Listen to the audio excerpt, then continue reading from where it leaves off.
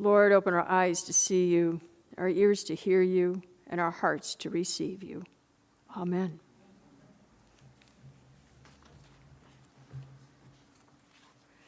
So today, we begin our Lenten journey towards Easter. Lent is a time when we have the opportunity to examine our priorities. What is important in our lives?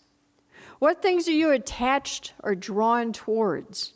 And what holds you back from moving forward into the loving embrace of God? Lent gives us a space to examine our spiritual lives and how we are proclaiming the good news of Christ in our world. So we just heard the prophet Isaiah speaking to Israel, telling the people that God is with them and calling them to examine themselves, to notice how their actions reflect their faith in God.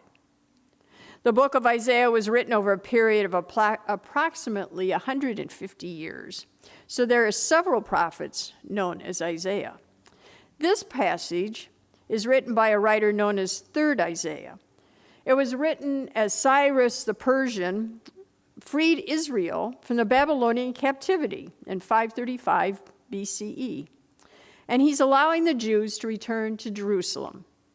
3rd Isaiah is a prophet with grave concerns over what has become of the Jewish tradition and religion during the time of exile in Babylon.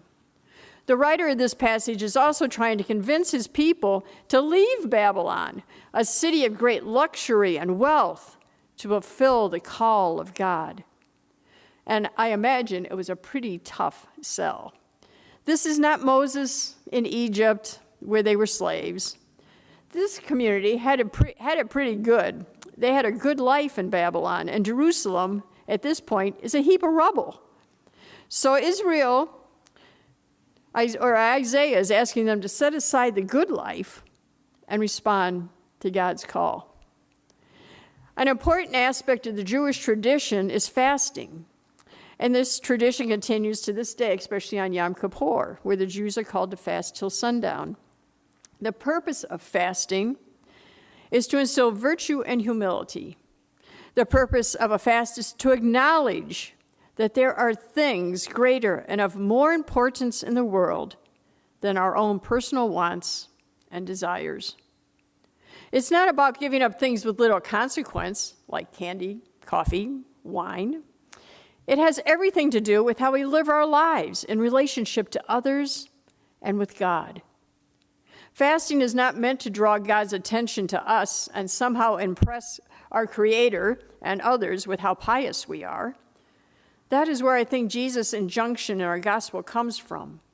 We have multiple examples of how Jesus berated the Pharisees over the practice of ritual piety. The issue was that they were done for show and to win acclaim, rather than to become humble and acknowledge God. Making a show of your fast is to claim the glory and applause for yourself, and not to proclaim the glory for God. By the way, this passage from Matthew is used because when the service for Ash Wednesday for the liturgy was being developed, which was like 500 years ago, the passage for this day in the lectionary was this Matthew's gospel. So that's why we ended up with this particular passage from Matthew as the gospel for today, which I always find ironic because it says, do not disfigure your face, and we put ashes on. God is present in our acts of righteousness, not when we do them to earn God's favor, but because this is how God wishes us to act. Isaiah is asking us to seek God in the midst of working for justice. So how often do you do something for someone else and then feel like you've been fed or blessed from the interaction? The point of working for justice is to promote God's love for the world, not to store up brownie points in a heavenly record book or to earn our way into heaven. In Babylon, the people were paying more attention to their personal interests than their own salvation, ignoring the needs of the most needy around them. When we do this, we put distance between God and ourselves. Anything that puts distance between God and us is sin.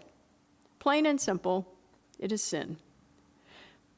Our Book of Common Prayer's definition of sin is seeking our own will instead of the will of God, thus distorting our relationship with God, with other people, and with all of creation. Isaiah is writing not to individuals, but to the nation of Israel. What would happen if this passage from Isaiah were read each morning to our legislatures at all levels of government before they started to deliberate and debate? I would hope the results of those debates would be very different. The call for justice and righteousness in this passage, the breaking of the yoke of oppression, are central themes of Isaiah and all the prophets. Even more important, it is a central theme of Jesus' ministry.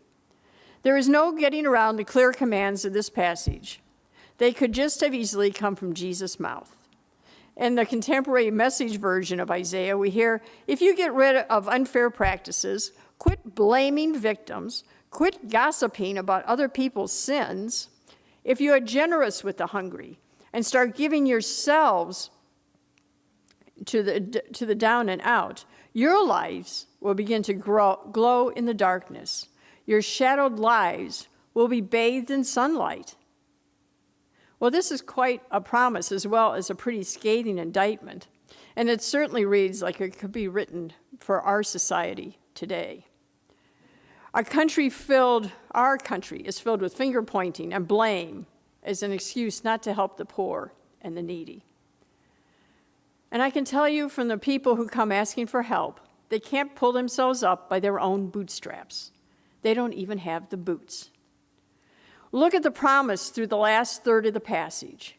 If we make our fast, if we make our Lenten observance about justice and righteousness, the promise to the world, our nation, and ourselves is great. As we begin our Lenten journey today, please take a moment to consider what fast you will practice this Lent to promote God's love to others in our world. Will you fast from buying at stores that exploit their workers? Will you fast perhaps from Facebook and see the person face to face? What matters is what you do with the gift that we call Lent. This opportunity to step back and examine our lives over the next 6 weeks. What matters is that you make the cross that will be drawn on your forehead tonight and at baptism come alive. That this cross shines brightly as we approach Easter. So how might we do this? And hopefully you have the little piece of paper that I just gave you. I found these recommendations a few years ago. I think they're actually Joan Chittister's. But let's read these together. Fast from judgment, feast on compassion, fast from greed, feast on sharing, fast from fear, feast on peace, fast from lies, feast on truth, fast from gossip, feast on praise, fast from anxiety, feast on kindness, fast from apathy, feast on engagement, fast from discontent, feast on gratitude, fast from noise, feast on silence, fast from discouragement, feast on hope, fast from hatred, feast on love.